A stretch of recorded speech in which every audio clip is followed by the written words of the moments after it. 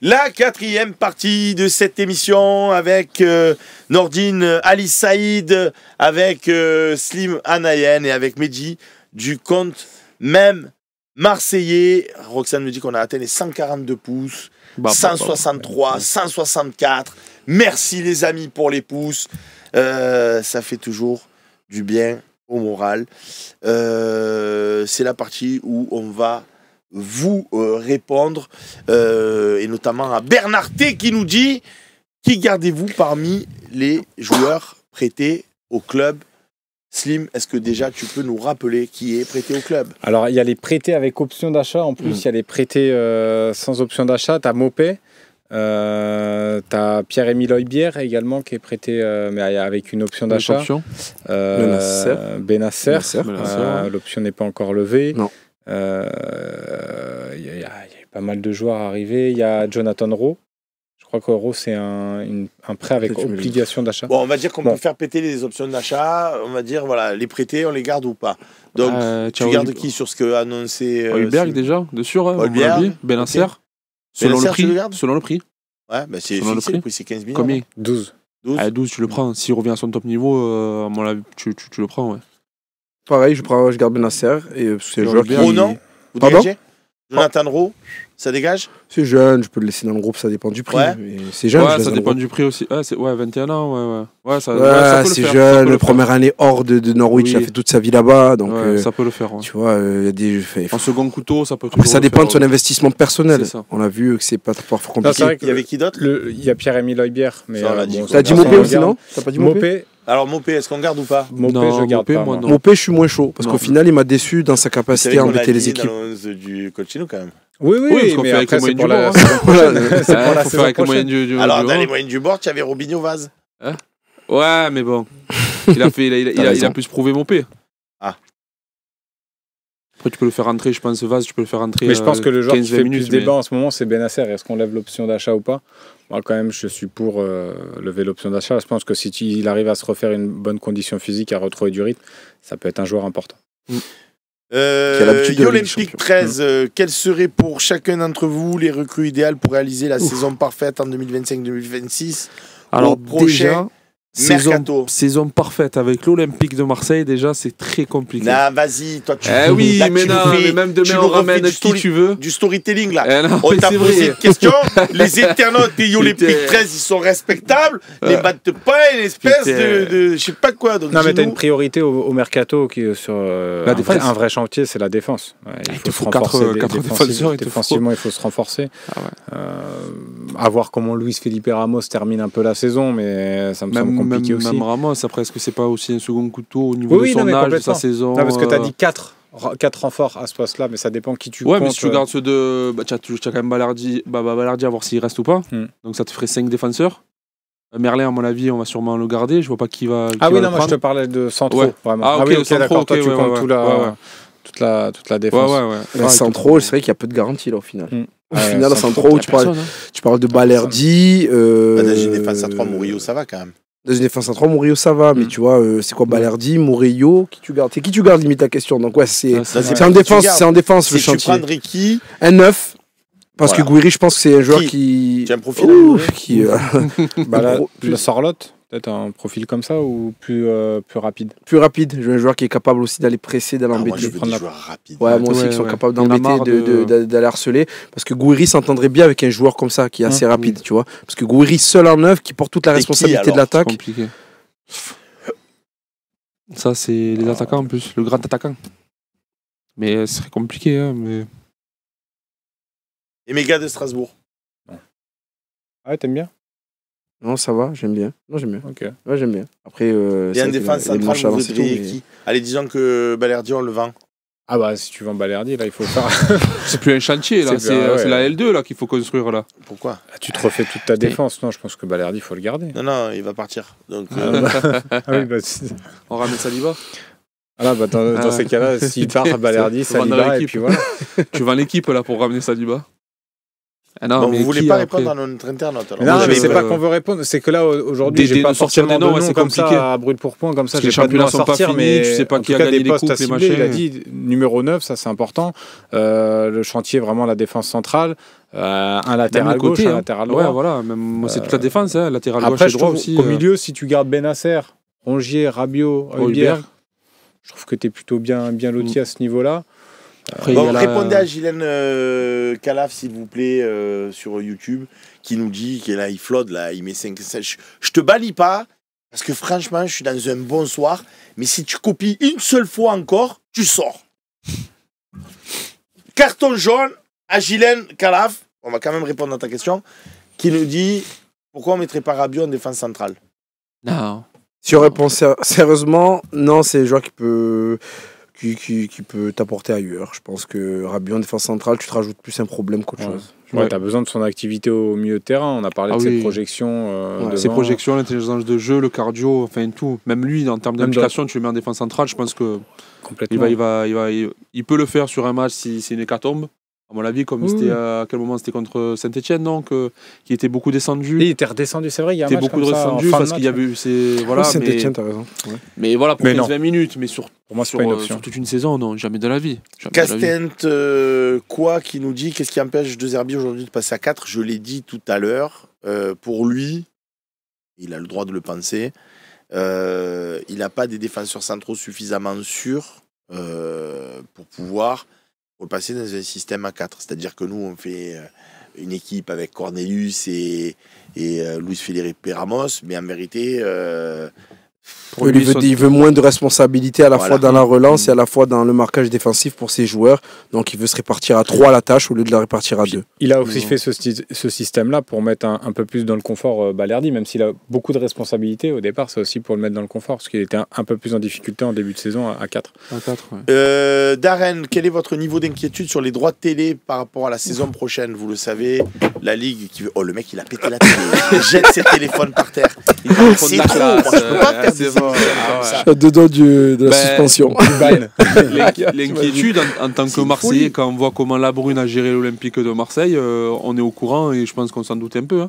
L'inquiétude, c'est que tu vas devoir te calmer au niveau des salaires, parce que si tu passes sur l'option de DAZN à 200 millions d'euros, les droits télé, ce qui est assez famélique, ou sinon si tu passes à un truc de la chaîne de la Ligue, je pense pas que tu auras les 300, les 400, les 500, les 600 millions d'euros demandés. Le côté Canal qui le récupère pour 2 bouchées de pain aussi. Mais mais dans tous les cas, il y a un petit écart avec la proposition de DAZN. Non, mais il y a le support. Il y a deux choses d'abord. Il y a le supporter qui sera plus ou moins content de revoir une chaîne comme Canal. Je dis plus ou moins parce que chacun a sa sensibilité, mais certains seront contents de voir Canal, un diffuseur historique qui a le savoir-faire pour diffuser les matchs. Et il y a le président de club qui est pragmatique, qui va se dire mais je vais faire quoi avec 300 millions d'euros de droits, même si c'est étalé sur quelques années.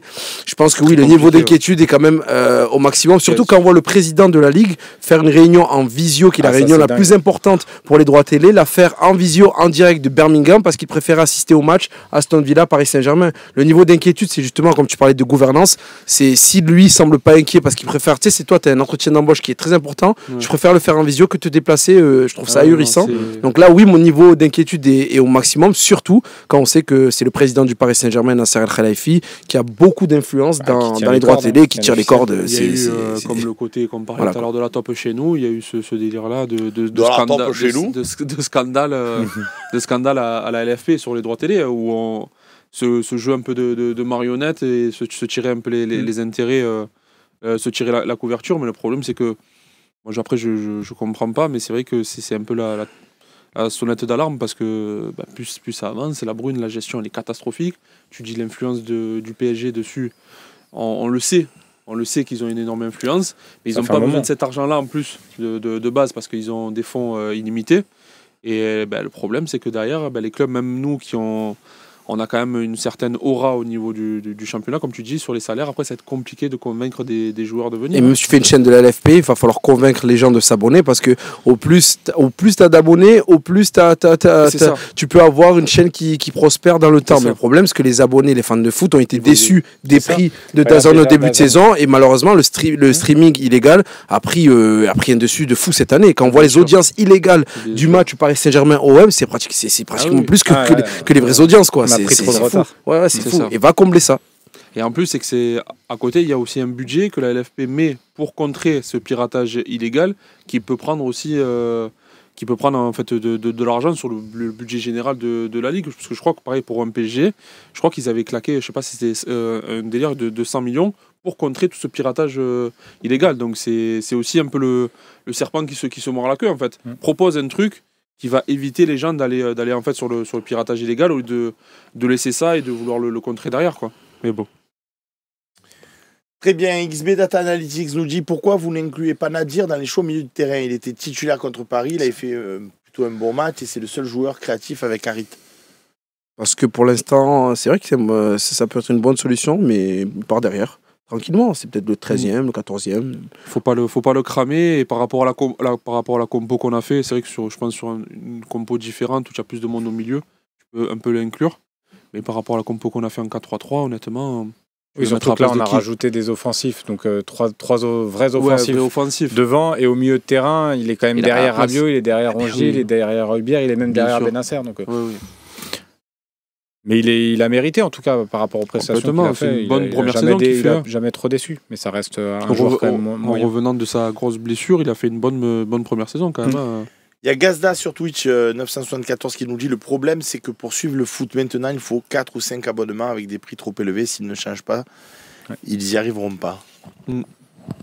C'est factuel ce qu'il dit. Il n'y a rien à dire de plus. Il a raison. Non, mais rien à dire de plus. Et surtout qu'il y a l'instabilité. Après Canal, tu n'as jamais su rebondir. Tu as eu Téléfoot, tu as eu Amazon, tu as eu DAZN. J'en veux à personne. Mais il y a un problème de lisibilité aussi sur le détenteur principal de tes droits. Et les gens, du coup, ils sont pas passionnés déjà de voir Toulouse-Brest. Je sais pas, j'ai rien contre ces deux équipes.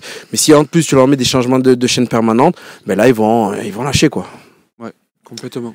Il y a Christophe Aguilar qui nous demande qu'est-ce que vous penseriez de mettre Greenwood et Enrique à l'écart jusqu'à la fin de saison. Alors financièrement, moi je me suis prononcé déjà lundi dans le talk, mais moi je trouve que c'est pas une bonne option. Je pense que tu as besoin aussi de Greenwood. Greenwood, bon. Je veux bien qu'on le cible parce que c'est aussi un peu notre joueur phare devant. Mais tu vois, contre Monaco, je trouve qu'il est trop esselé aussi. Donc on peut lui reprocher beaucoup de choses, un manque d'investissement. Il y a certains matchs où j'ai pu lui en vouloir. Contre Monaco, c'est pas celui que je vais cibler en premier. Luis Enrique, c'est vrai. Moi, c'est surtout depuis le match contre Lens où son entrée en jeu et sur le but lensois, ça, je ne vais pas pardonner ce retour défensif là, qui est catastrophique à Luis Enrique. Mais les mettre de côté, on en parlait avec Nordine. Je pense pas que ce soit la solution. Là, tu as besoin d'un groupe qui fasse corps, qui fasse bloc ensemble, tu vois. Peut-être essayer de régler la solution par le jeu et de se dire qu'en mettant plus de joueurs offensifs et plus de joueurs autour de Greenwood, il y aura peut-être plus de solutions. Après, attention, Greenwood, on le voit à travers ses stats, mais il y a plein de matchs, même au début de saison, quand il était bien, il était absent pendant 30, 40, 50 minutes dans le jeu. C'est juste que là, il stat moins, il est moins peut-être percutant, mais c'est quand même lui le joueur qui est un petit peu le plus dangereux avec Gouiri. Donc si tu te mets à mettre sur le côté Greenwood, qui tu vas mettre pour créer du danger, tu vois. C'est par rapport à sa manière de jouer, son profil. Il y a des joueurs malheureusement qui sont au-dessus du lot techniquement et tu peux pas les modeler.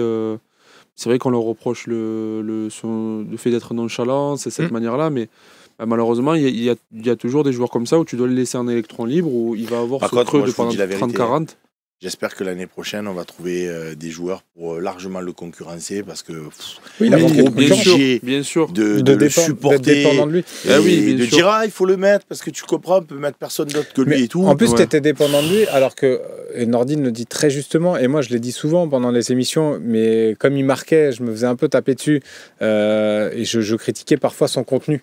Et parfois on m'a taxé de j'aime pas Greenwood depuis qu'il a signé, je l'aime pas. Mais non, c'est parce qu'en fait si tu te concentres sur le contenu, il y avait des fois où c'était pas forcément bon. Il avait un éclair, 2-3 éclairs dans le match qui te permettaient de voir qu'il avait du talent, mais dans le contenu. Et c'est pour ça que de regarder toujours à travers le prisme des stats, ça te biaise un peu le jugement.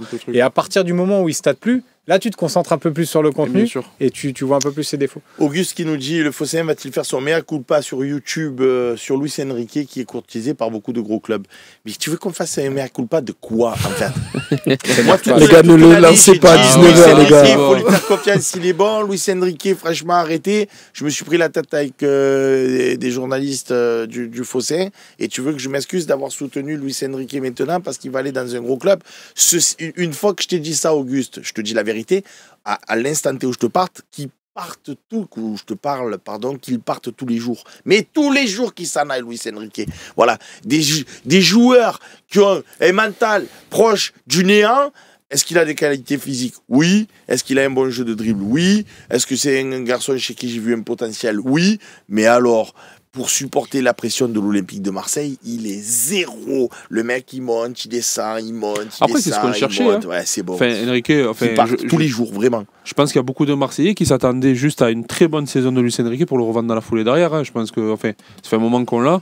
Il fait une très très bonne saison. Je pense que c'est un joueur qui est très apprécié par les Marseillais. Mais tu te dis, autant le vendre maintenant parce que tu sais pas, comme tu dis. Surtout à 25 ou à 35 millions d'euros. Les 10 millions d'écart. Bien sûr. Les 10 millions d'écart, allez. 10 millions. Donne-moi 0,01 des 10 millions, je les prends. Non, mais même à 25 ou à 35, et voilà, c'est un joueur qui partira chez le demi-finaliste, le vainqueur du championnat d'Italie, une grosse équipe comme l'Inter. Tu dis bon vent à lui, bonne suite, et tu comprends qu'il veuille partir aussi. Je trouve que la direction a raison de qui? Non, mais la direction de l'OM a raison d'essayer d'augmenter un petit peu. Ah, ben oui, là, mais il faut arrêter de. Bien sûr, parce qu'on a vu des joueurs qui sont partis qui valaient pas forcément les prix. On cible souvent, avec Romain Hering, on parle souvent de Disasi, par exemple. On prend souvent l'exemple de Disasi, qui est parti pour 40 millions. Tu vois, Luis Enrique, on parle des stats. Il a fait une saison où il a pas mal staté. Il a fait quand même jeune une saison brésilien. Il a des qualités athlétiques, et il est courtisé, visiblement. Donc il y a beaucoup de concurrence. Ah non, mais c'est le jeu. Bien sûr, c'est le jeu. Je trouve qu'on est dans notre droit là-dessus. Ouais, je donne la sirène. Deuxième joueur le plus décisif, si Enrique, il ne suffit pas que dire des autres. Mais c'est pas parce qu'un joueur il est décisif. Moi, je te parle de mentalité. Il est peut-être décisif sur certains matchs. C'est peut-être le deuxième, effectivement, en termes de stats, joueur le plus décisif. Et combien nous a coûté de buts? Weshden, combien?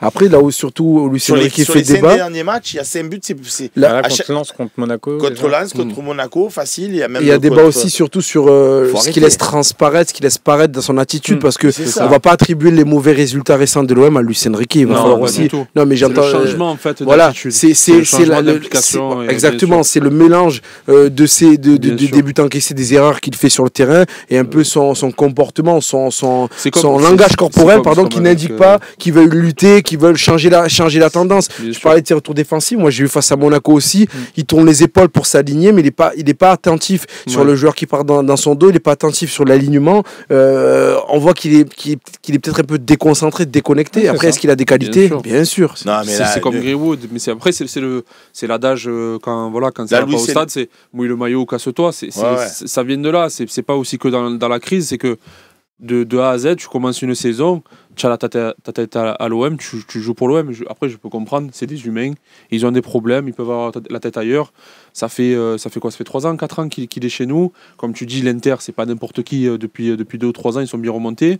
Ils sont qualifiés à la demi-finale Champions League. Ils vont pour le championnat, ils sont premiers. Bon, ça se joue avec Naples. Donc c'est normal aussi que c'est en tant que Brésilien, peut-être qu'aussi historiquement, il se dit putain l'Inter, voilà, Ronaldo, l'histoire, etc. Donc on peut le comprendre, mais nous aussi on a des objectifs, on veut finir deuxième, donc je peux comprendre les supporters que voilà. Qui manque un but comme il a manqué quand tu fais un match capital contre Monaco, c'est bon. Surtout, je veux dire, dans la saison, les mêmes, il les a mis. Tu as le droit de penser non, mais c'est pour ça que je te réponds. Ouais. Mais moi, c'est pas tant l'occasion qui manque qui me dérange. T'as vu des. Pas dit ça sur Vitinha l'année dernière. Hein, non, mais moi, je me suis énervé. Non, mais comme sur l'occasion loupée de Luis Enrique, je me suis énervé. Mais c'est pas ça qui me dérange. Moi, c'est plus l'attitude après sur le terrain qu'on vient d'expliquer qui va me déranger. Mais un but raté, je veux dire, t'as vu des grands joueurs rater des buts. Après, malheureusement, c'est la juxtaposition des éléments. C'est ce que dit Seb, c'est ce que tu dis. Mais le raté. Ouais, mais le problème du raté, en fait, le raté en lui-même, on s'en fout. Mais le raté dans ce contexte-là et dans ce qu'on lui reproche, tu vois, ça vient ajouter encore des doutes. Oui, ça rajoute. Ça rajoute dans son dossier. Mais c'est bien sûr que c'est pas l'élément principal qui fait que c'est même pas la goutte d'eau. Non, mais c'est quand même, c'est dans le contexte, ça rajoute ce truc de c'est bon, en gros, mais au moins ton occasion, tu vois. C'est surtout que ce truc-là, tu vois. Même centre, même position et tout, dans la saison, il les a mises. Non mais là, il faut assurer. Là, t'as sur la cheville, tu la mets.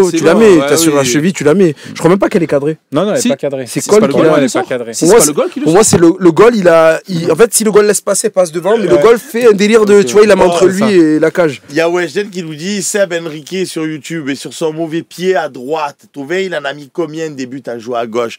Alors Weshden, écoute-moi bien. Je suis pas joueur de foot professionnel.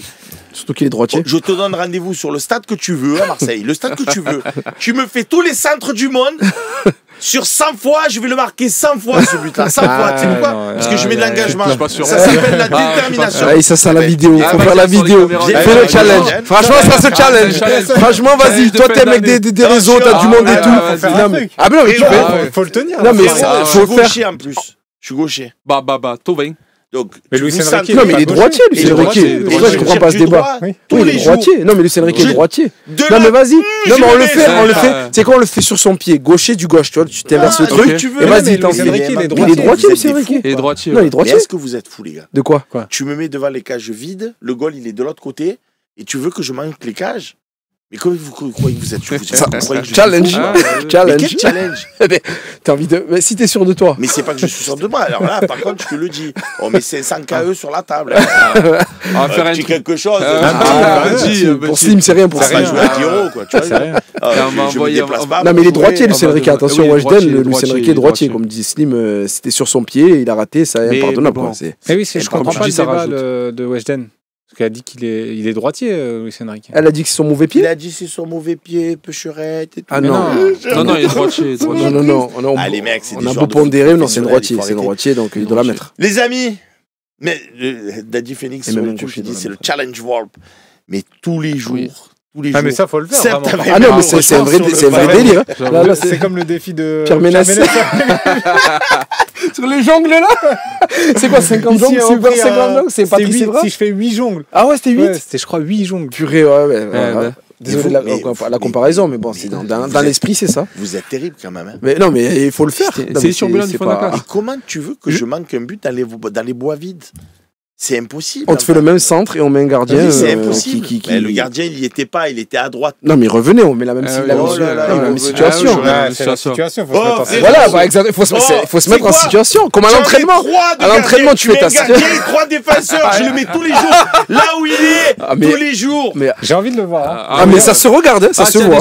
S'il y a des sponsors qui veulent venir, on va demander à Canuti son contact à Puma. On va envoyer Puma, l'OM, t'inquiète, on va faire ça bien. Ah oui, caméra et tout. Paris en sport en ligne. Ah putain, on peut le faire. Bon, les amis, c'est la fin de cette émission. On va se faire un petit... T'as additionné vite fait parce qu'après j'aimerais aller manger. Il y a Alix et Loïs, sinon qui vont m'attendre. Ils ont fait, c'est des petits, tu comprends et tout. Toi aussi? Eh ouais, on est attendu.